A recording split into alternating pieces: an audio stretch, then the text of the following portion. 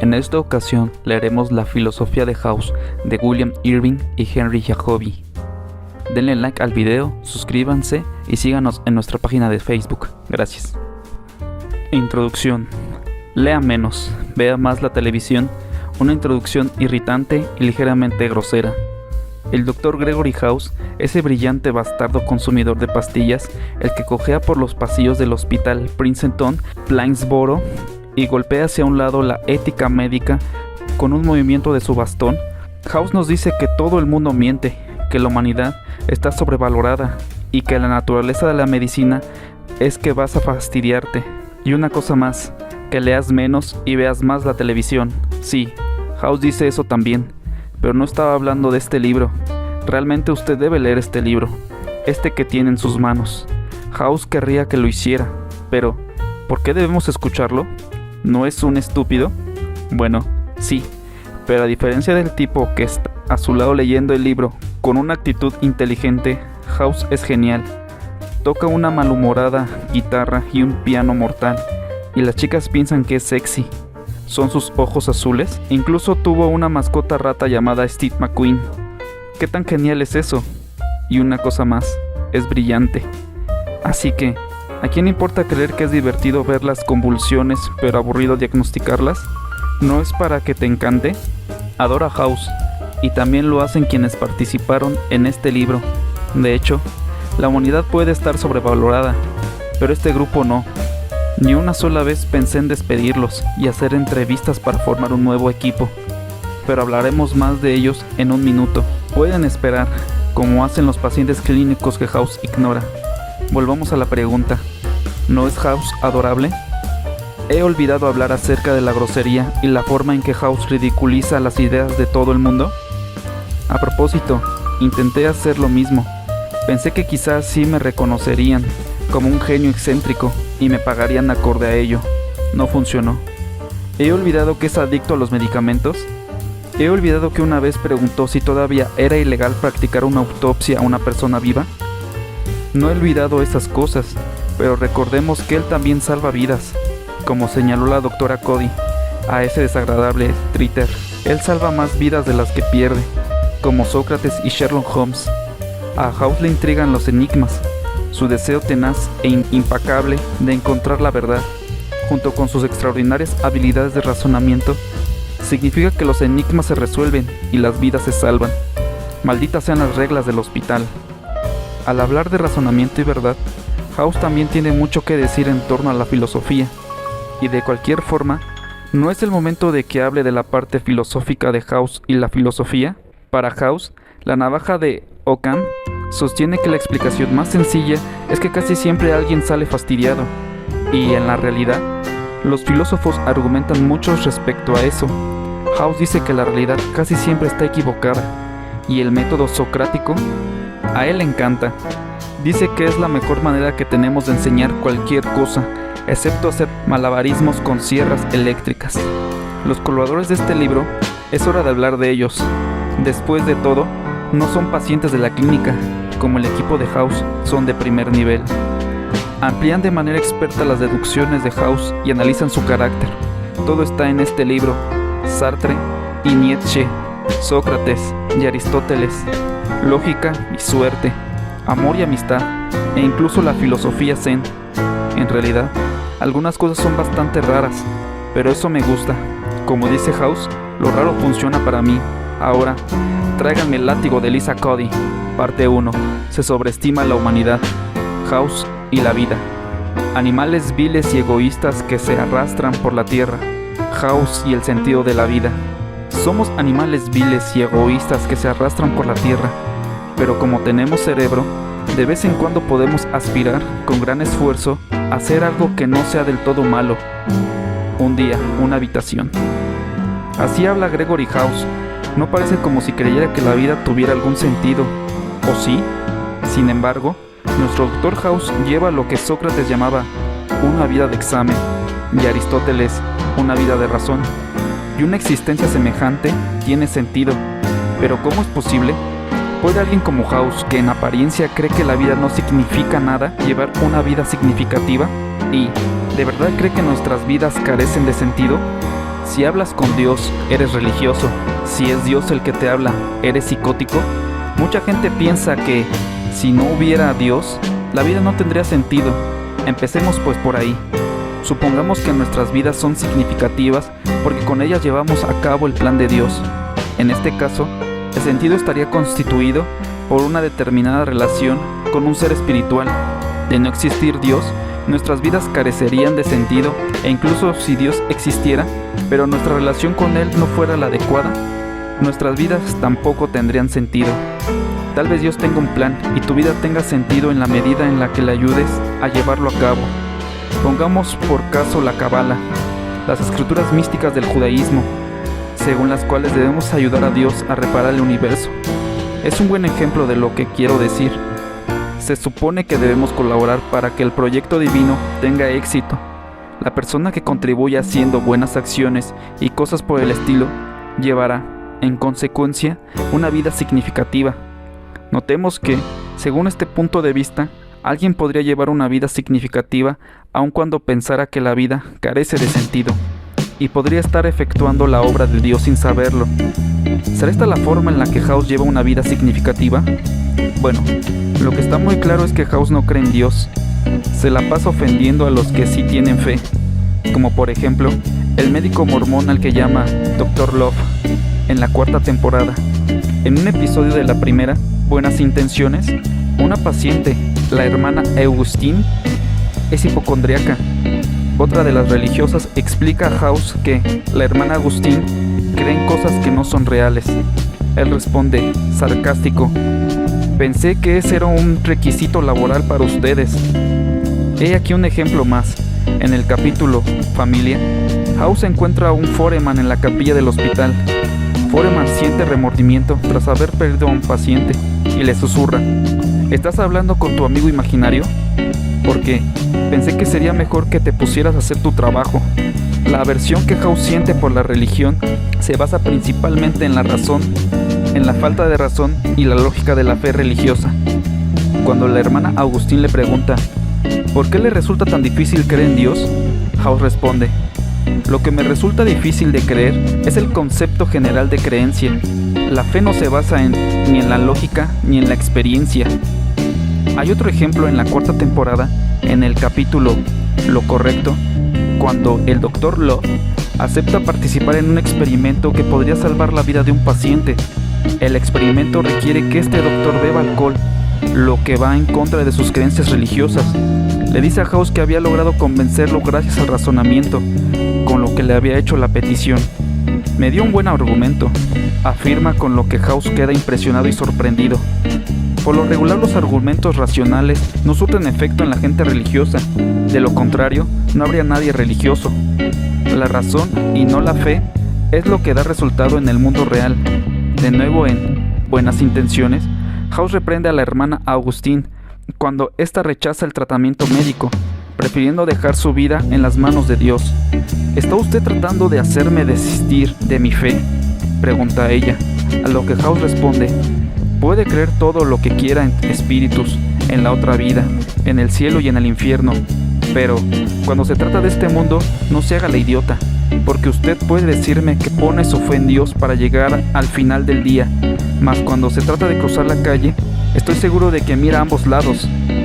Aquí House está haciendo hincapié en la idea de que la fe puede proporcionar tranquilidad o hacernos sentir bien, pero los asuntos prácticos requieren raciocinio y evidencia.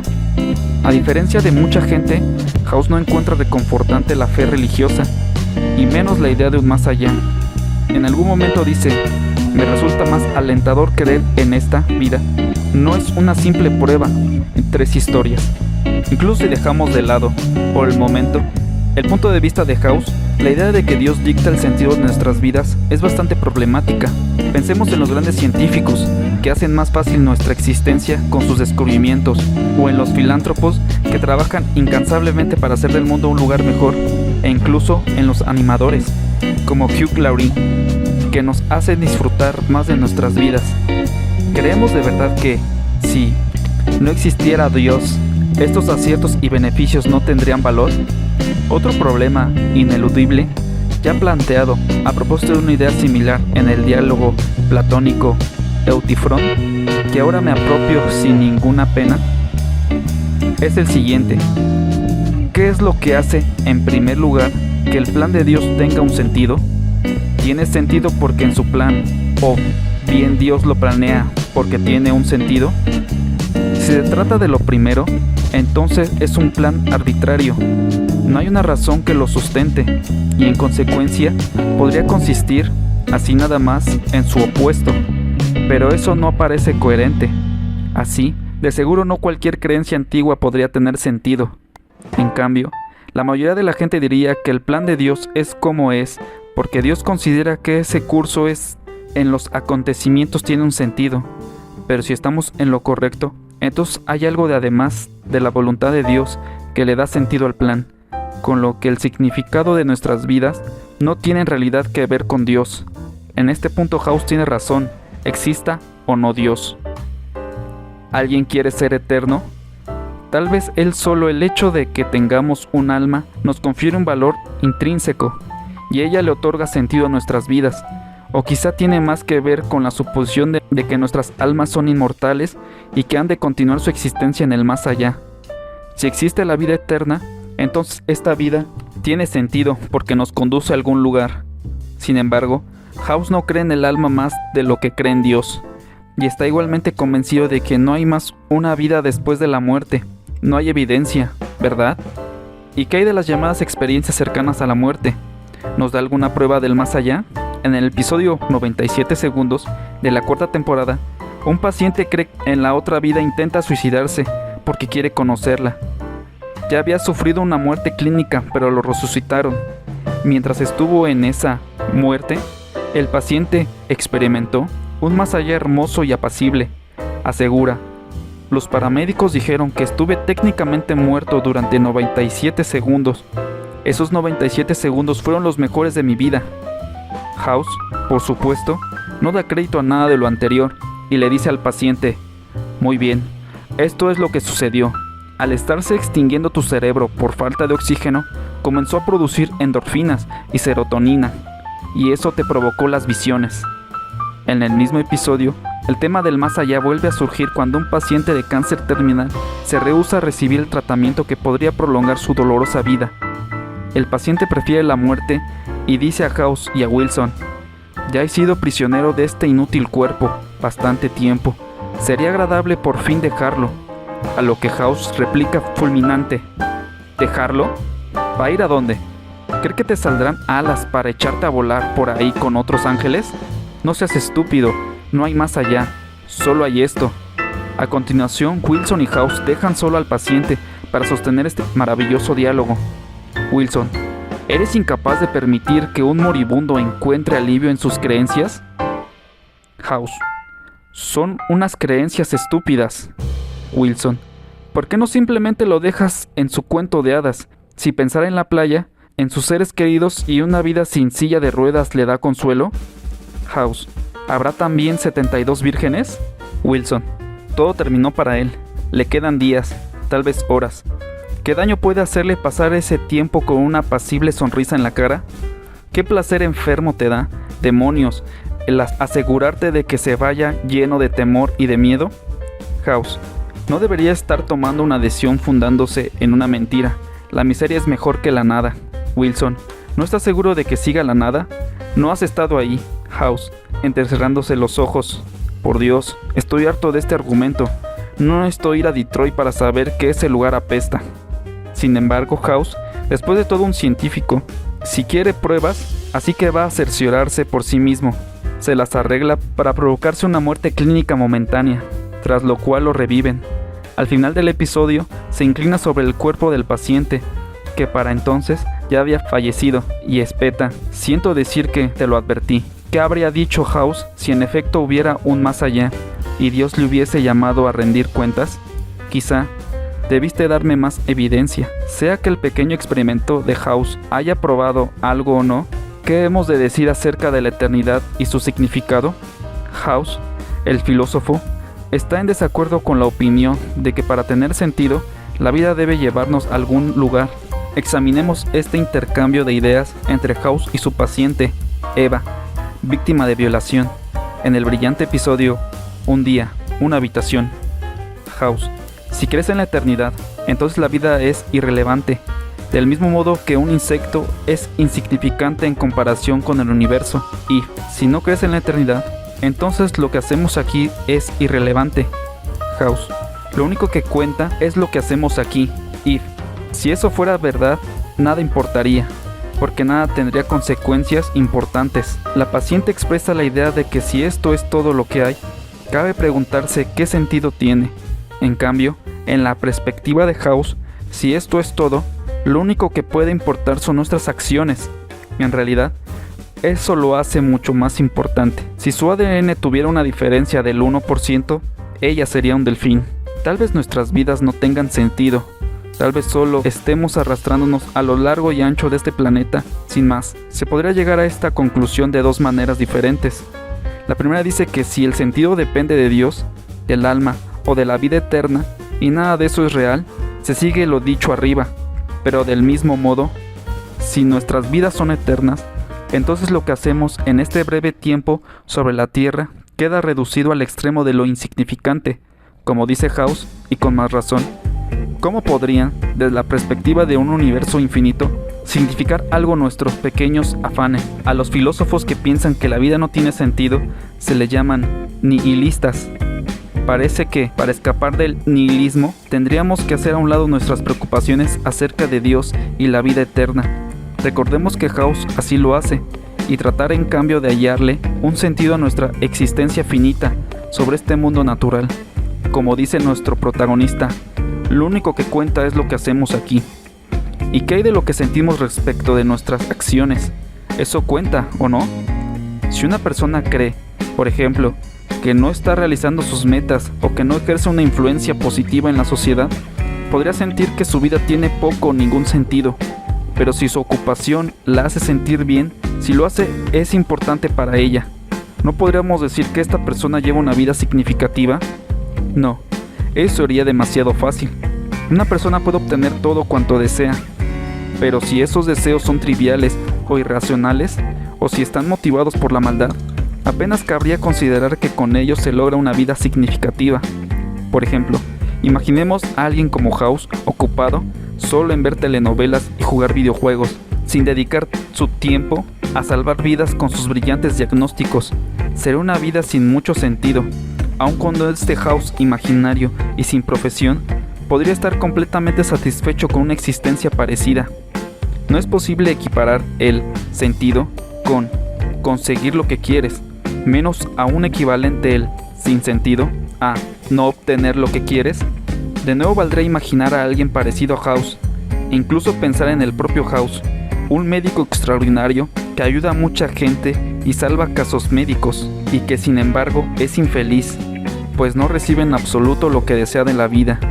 Con todo, su existencia seguiría siendo importante y significativa gracias a sus logros, incluso si a él no lo sintiera de esa forma. Pero, ¿y qué pasa si las cosas que te importan no son triviales, ni irracionales, ni están motivadas por la maldad?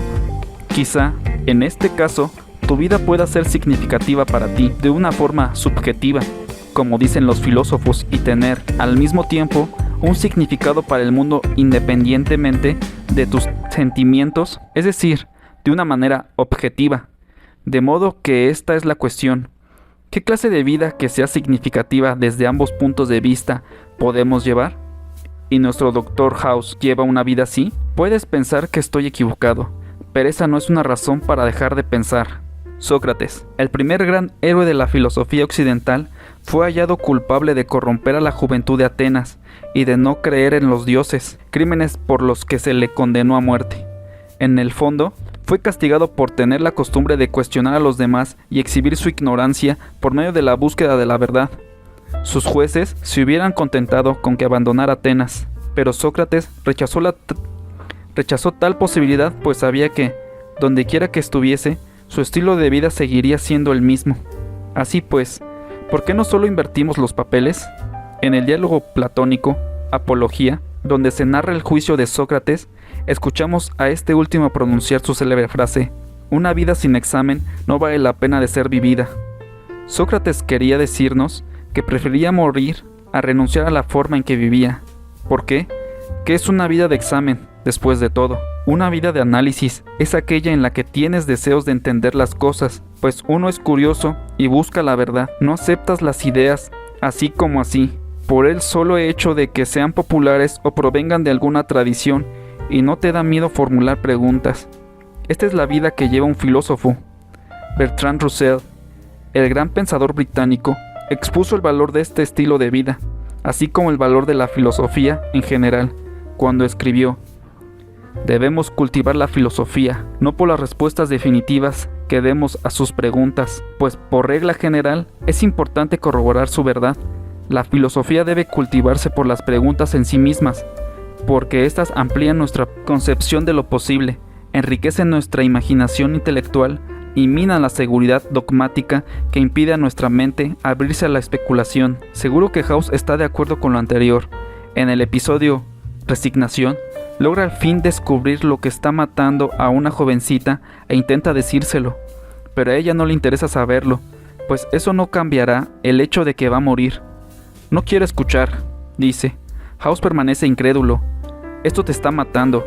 ¿No te interesa saber qué es? Cuando los padres de la joven lo hacen salir de la habitación, él replica: ¿qué caso tiene irse de este mundo sin curiosidad? Suena muy parecido a Sócrates. Ahora bien, tal vez una vida de curiosidad, la vida del filósofo o del científico interesado en el conocimiento por el conocimiento, sea una vida valiosa y tal vez sea mejor que una vida sin examen. Pero ello apenas significa que esta última no vale en absoluto la pena vivirse. ¿Por qué Sócrates lo cree así? ¿Y por qué también House supone que una vida sin curiosidad es inútil? La vida del filósofo es una vida de análisis y una vida de razón, y la razón es que lo distingue a los seres humanos. Cuando Aristóteles dijo que el hombre es un animal racional, no se refiere a que tuviéramos siempre un comportamiento lógico, sin guiarnos nunca por nuestras emociones o el instinto. Lo que quiso decir es que solo los seres humanos tenemos la capacidad de razonar, de modo que lo que Sócrates quiere decir, me parece, es que una persona que no usa su razón y que no lleva una vida de análisis no se da cuenta de su potencial como ser humano. Por lo tanto, una vida sin raciocinio ni curiosidad, una vida en la que no se busca la verdad, no es más valiosa que le da un animal inferior. Tal vez House no lo plantearía así, de ese modo exactamente. Recordemos que él cree que sobrevaloramos al género humano. Sin embargo, una vida en la que sus habilidades para resolver enigmas no se ocuparan en nada de provecho, para él sería una vida increíblemente insulsa, carente de sentido. House y la vida de razón. Tal vez una vida sin examen carezca de significado y que por lo tanto no valga la pena vivirse, pero de ello no podemos concluir que una vida de análisis sí tenga sentido y que valga la pena. Después de todo, los nihilistas podrían tener razón. Quizá, en realidad ningún tipo de vida puede ser en verdad significativo. ¿Cómo podemos decidirlo? Para responder a lo anterior, debemos volver a la pregunta respecto a qué hace que una vida tenga sentido. Tenemos que explicar cuáles son las propiedades de una vida significativa y luego demostrar que la vida de análisis de Sócrates tiene tales propiedades. Por lo que hemos dicho hasta aquí, y en particular en lo referente a House, estas propiedades no tienen nada que ver con Dios, el alma o el más allá. Sin embargo, sí pueden estar relacionadas con lo que sentimos de nuestras vidas, siempre y cuando estos sentimientos estén de acuerdo con eso que debería preocuparnos, con lo que deberíamos sentir como importante. La vida de House es significativa porque él propicia, en su mayoría, consecuencias deseables, salva las vidas de los pacientes, pero el problema es que no parecen importarle mucho las vidas que salva. Para él, la cuestión es más bien resolver el rompecabezas. ¿Por qué? ¿Es por la satisfacción que le causa y porque le hace olvidar su dolor? Es más que eso. Al resolver los rompecabezas y con ello salvar vidas, House está ejemplificando una vida de razón. Y esto es lo que hace Aristóteles, juzgaba como nuestra función primordial.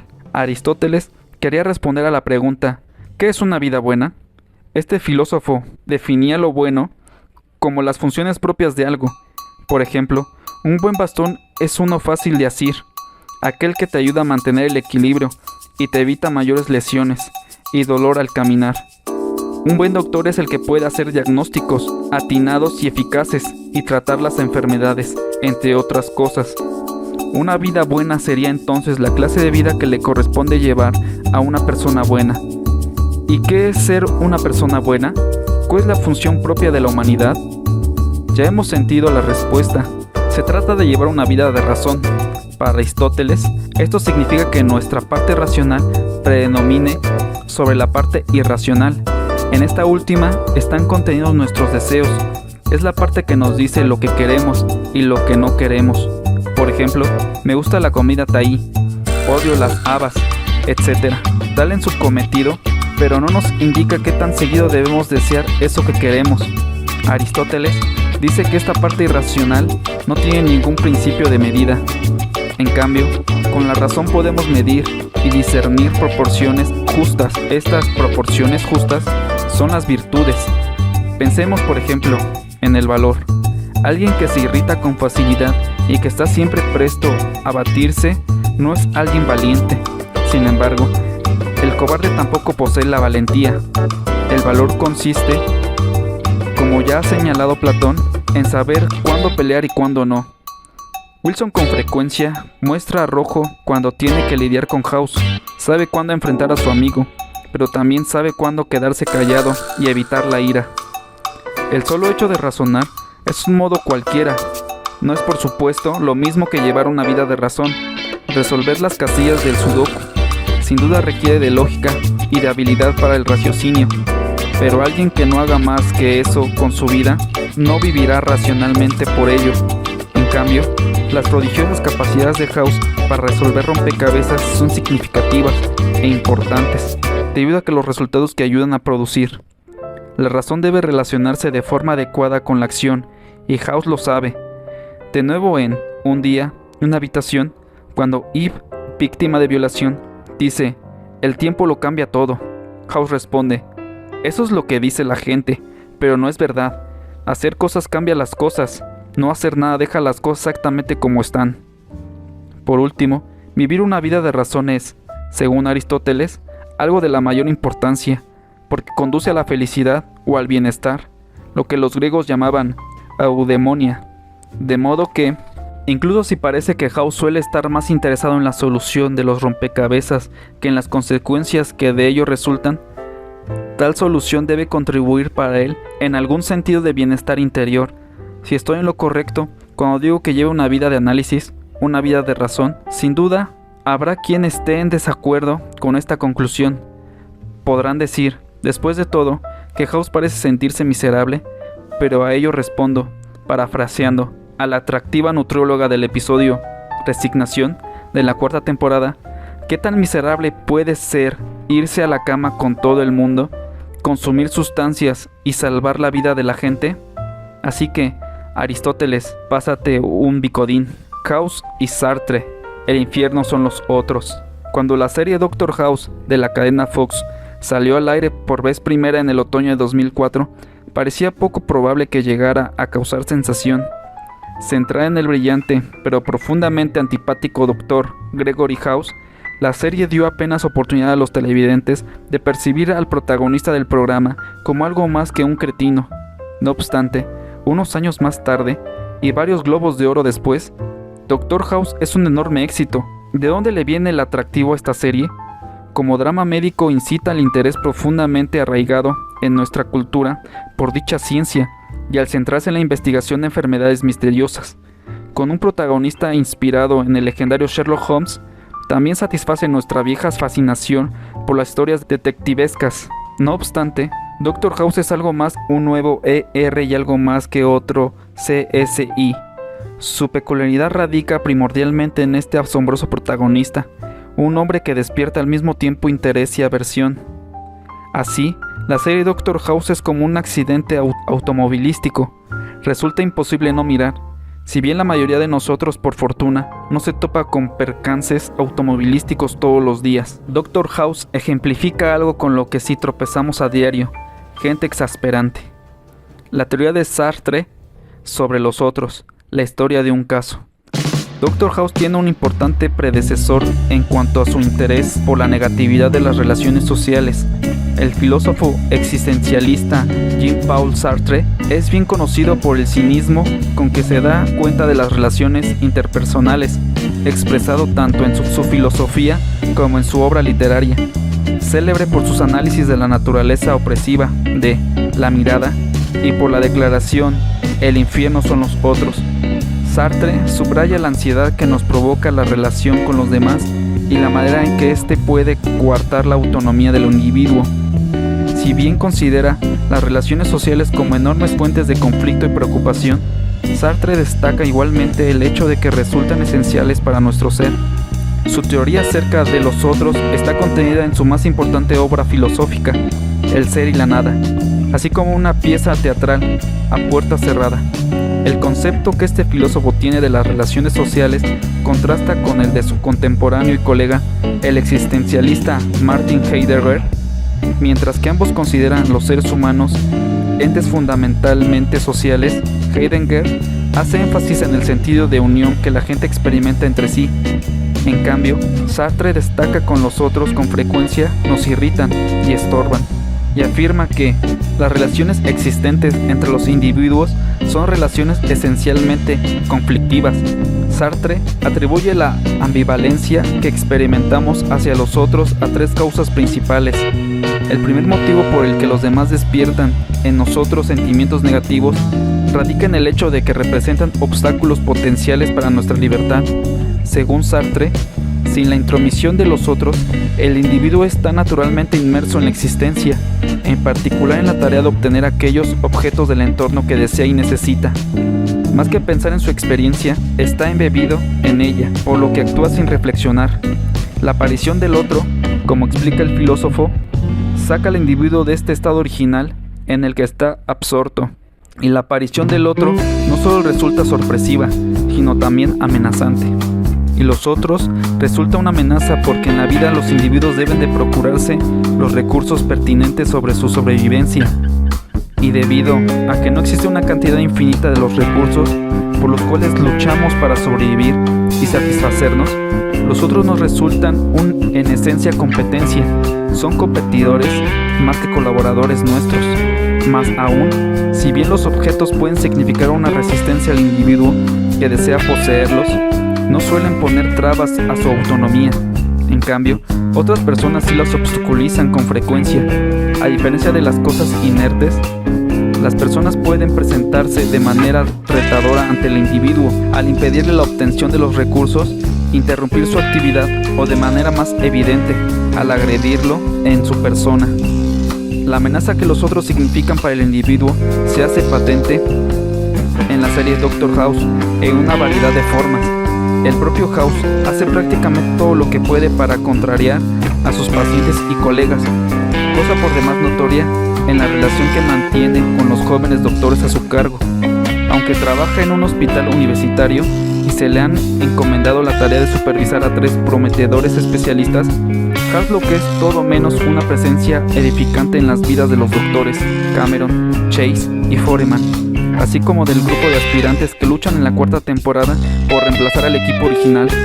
En lugar de apoyarlos, se burla de ellos, los reprende y a propósito los confunde.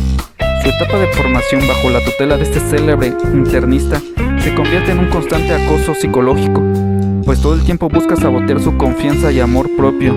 Ahora, si bien la forma en que House trata a sus subordinados es reprobable, él mismo ejemplifica de forma más patente aún la amenaza que los otros representan para el individuo.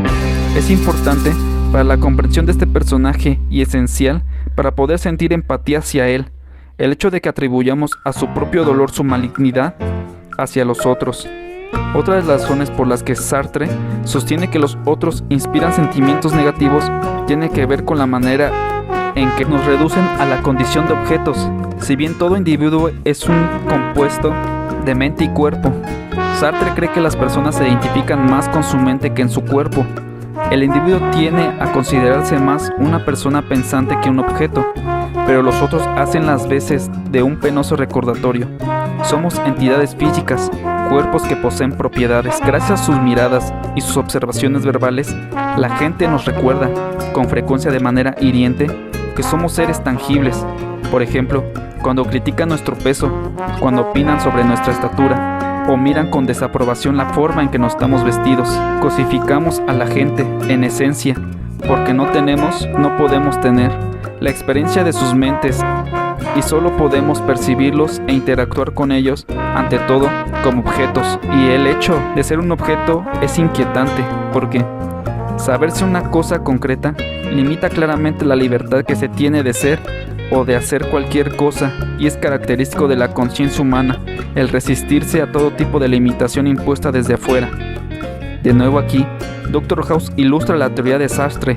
Nuestra tendencia a considerar a los individuos como objetos es de lo más notoria en la manera en que House trata a los pacientes, en especial los pacientes de consulta externa, puesto que no padecen las enfermedades enigmáticas que tratan en su laboratorio. Estos pacientes no tienen para él ningún atractivo. En consecuencia, los trata como gusanos. La doctora Cody obliga a House a cumplir con un horario de consulta, pero él no disimula en lo más mínimo de su desprecio por el hombre común y corriente. Y aunque Cody conserva la esperanza de que, si House lidia con un número suficiente de personas, hallará algo de humanidad, los pacientes solo son el medio por el cual House puede proseguir con su ocupación. Por su parte, los pacientes clínicos son meros obstáculos, con tal de allanarse el camino hacia el paraíso del laboratorio de diagnósticos. House mentirá, cederá e incluso dará de alta en forma prematura a estos pacientes ordinarios. Por ejemplo, en un día, una habitación, llega incluso a ofrecer dinero a uno de ellos para que no siga su tratamiento, y a otro le inyecta un medicamento que causa parálisis para poder cesar sus gritos. Cuando Cody le pregunta por qué le administró al último paciente un medicamento que solo controlaba su comportamiento sin aliviar su dolor, House responde indiferente: alguien tiene que parar el escándalo. Para House, el paciente era como la molesta alarma de automóvil que se debía silenciar. La tercera razón por la que los otros infunden en nosotros sentimientos de antagonismo es que privan al individuo de su sentido de dominio y de primacía. Como todos sabemos, los otros no hacen necesariamente lo que deseamos, pues tienen sus propios planes, ni comparten del todo nuestras creencias ni nuestro sentido de lo que es importante. De hecho, pueden ver el mundo de un modo radicalmente distinto al nuestro, y por lo regular se resisten a nuestras tentativas de obtener algún beneficio de ellos, y eso no nos gusta. Sartre se sirve de numerosas imágenes para ilustrar la influencia que la aparición de otra conciencia tiene en la psique del individuo. Valiéndose de una metáfora médica, afirma que la presencia de otros causa una hemorragia en el universo individual, una fisura que provoca que se desintegre el mundo que el individuo conoce. De modo similar, define al otro como el desagüe por el que desaparecen el sentido del mundo y el sentimiento de seguridad del individuo. En la serie, los pacientes del laboratorio de diagnóstico desafían la pericia de sus médicos, al tiempo que el doctor Gregory House desafía la fe en la práctica de la medicina de pacientes y colegas. Rebelde tanto en la actitud como en sus procedimientos, House les crispa a todos los nervios. Todo el tiempo resiste porfiadamente a la autoridad de sus superiores y pone de cabeza las expectativas de sus subordinados. Con frecuencia infringe las reglas de la ética profesional y personal, causando gran disgusto a sus compañeros. Tomemos, por ejemplo, su decisión de usar terapia de electroshock para borrar la memoria de un joven bombero propenso a los ataques cardíacos y que tenía una vida amenazada por la presencia de un amor no correspondido que catalizaba su riesgo de muerte. Palabras y hechos. Si bien el tratamiento detuvo los conatos de paro, el precio a pagar fue alto. House literalmente borró partes sustanciales de la vida e identidad de este hombre, porciones que tal vez, como después veremos, no estaban ser borradas. Los otros, una penosa necesidad. Los otros generan profundos sentimientos de ansiedad y preocupación. Sin embargo, aclara Sartre, precisamos de ellos. Como individuos, necesitamos la atención de los otros, así como la interacción con ellos, con el fin de desarrollar nuestras capacidades cognitivas, nuestro reservorio emocional y los atributos de tipo moral que juzgamos como esencialmente humanos.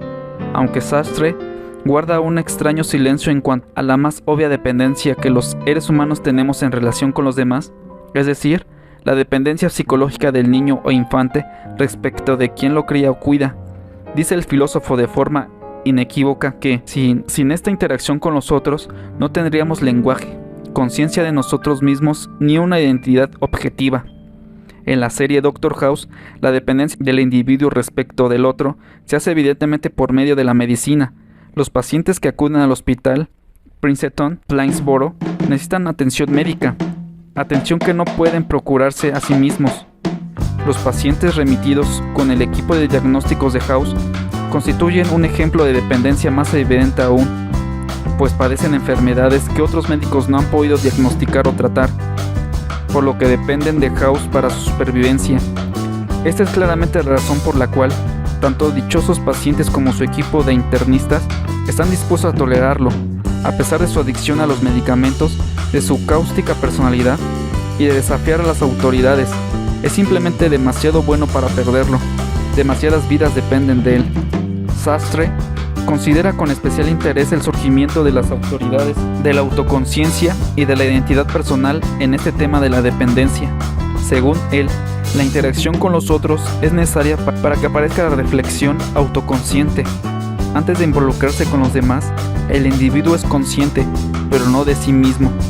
Esta idea la ilustra con un ejemplo. El individuo abstraído que espía por el ojo de una cerradura hasta que otro lo sorprende por detrás y lo vuelve un objeto, y con ello aduce de manera persuasiva que solo mediante el encuentro con los demás adquirimos una plena conciencia de nosotros mismos. En el programa se ejemplifica también la función que otros tienen en el desarrollo de la autoconciencia. Los integrantes del equipo de House tienen la clave para que los pacientes desarrollen su autoconciencia, misma que se agudiza cuando se diagnostica su malestar.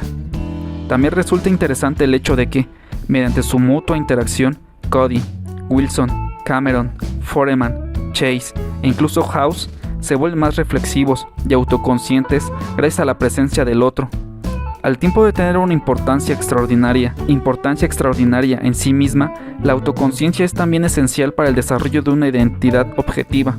Tener un yo significa tener en la mente un sentido objetivo de uno mismo, un sentido de las aptitudes y de las características propias, así como de nuestras preferencias y aversiones. Sartre no cree que el individuo pueda desarrollar su yo por cuenta propia. Al contrario, arguye que los otros participan plenamente en la consolidación de la identidad personal. Como sostiene, los otros guardan el secreto de lo que yo soy. En lo que concierne a su desarrollo, el individuo adquiere en época temprana su sentido del yo por medio de la asimilación de las caracterizaciones objetivas ofrecidas por otros. Por ejemplo, a los niños a quienes se les dice que no valen nada y se les trata en consecuencia, terminan por creerlo así. Sartre dice muy claramente que si bien la mayor influencia de los otros se ejerce durante la primera infancia y la adolescencia, su función en la formación de la identidad no termina en la edad adulta, sino que las relaciones sociales modelan nuestra identidad a lo largo de toda la vida. Nuestra personalidad se forja de modo recíproco en la interacción social, primero mediante la asimilación de estas caracterizaciones objetivas y más tarde, debido a mutuas apropiaciones y proyecciones más decisivas de las mismas. Así, las interacciones que los doctores Cameron, Foreman y Chase tienen con House y entre ellos mismos los modelan, aunque no siempre o casi nunca, de modo placentero. Esas interacciones impulsan a cada uno a desarrollarse de manera importante como médicos y como seres humanos.